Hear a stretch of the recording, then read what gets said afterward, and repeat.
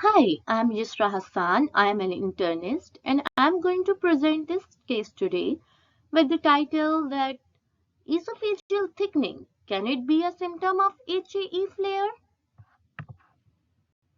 So what is HAE? That is hereditary angioedema. It is a diffuse, painless, edematous swelling of the soft tissues. The disease manifests itself primarily in the extremities, face, airway, and abdominal viscera.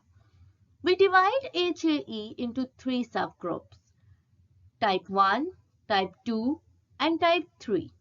The type 1 and 2 is characterized by C1 esterase inhibitor deficiency, whereas type 3 is characterized by C1 esterase inactivity.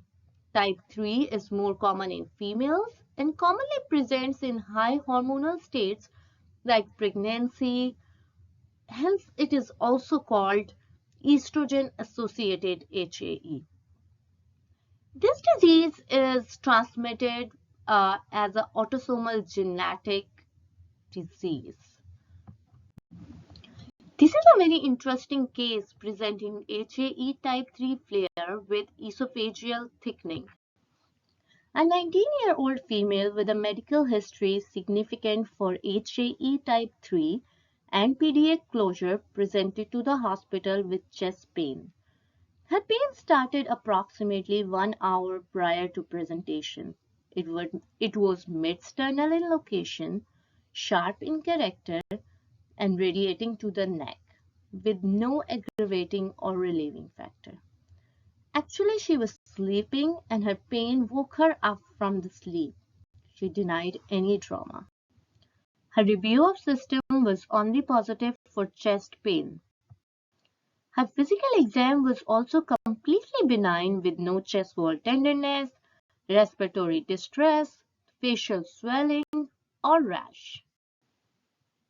As she was presenting with chest pain, so obviously as a first go-to step, she was evaluated by EKG and high sensitivity troponin that came back to be negative, and acute coronary syndrome was ruled out.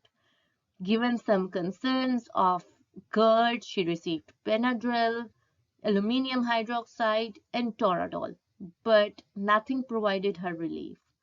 Her other labs showed hemoglobin of 11.4, almost normal, slightly low albumin of 2.9, BNP of 48, with mild elevation of D-dimer levels to 0.58.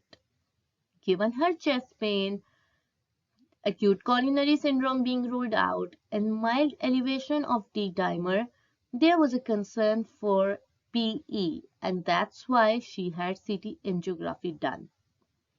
To our surprise, CTA was negative for PE, but it did show diffuse thickening of esophagus extending from the neck up to stomach and measuring up to 16 millimeter with narrowing of the esophageal lumen. Her symptoms were considered secondary to the esophageal thickening, compromising the lumen of the esophagus. GI was consulted for the further recommendations. There was a plan to proceed with EGD to inquire further into the etiology of the esophageal thickening. In the meantime, she received 2 doses of icatibant due to the risk of progressing into HAE flare. And this icatibant basically helped in resolving her symptoms. Her chest pain got slightly better. It was still there, but she was able to tolerate food. GI decided to defer the procedure for now, and patient gradually improved to the point that she was discharged home in stable state. Diffuse esophageal thickening is an uncommon condition. In literature review, I found one case describing esophageal thickening associated with lymphoma. I have added the reference in the last slide. I also came across studies associating lower esophageal swelling as a sign of eosinophilic esophagitis. But most of these cases and studies are talking about the esophageal thickening mostly limited to a certain part. Diffuse thickening is still very uncommon. Obviously, the treatment depends upon the etiology. Esophageal involvement is also very rare in HAE flare. Mostly the flare involves limbs, face, abdominal viscera, but very less commonly the esophagus. And it is mostly treated with IV infusion of C1 esterase receptor antagonist and kallikrein inhibitors.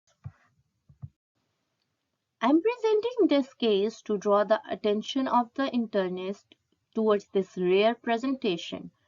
It needs a very high clinical index of suspicion, and if not suspected, it can lead to a cascade of unnecessary investigation, intervention, and possible worsening of the condition up to the point where it can be life-threatening. I hope the viewers find it useful. These are my references. Thank you for listening, and you are welcome to ask any questions that you have.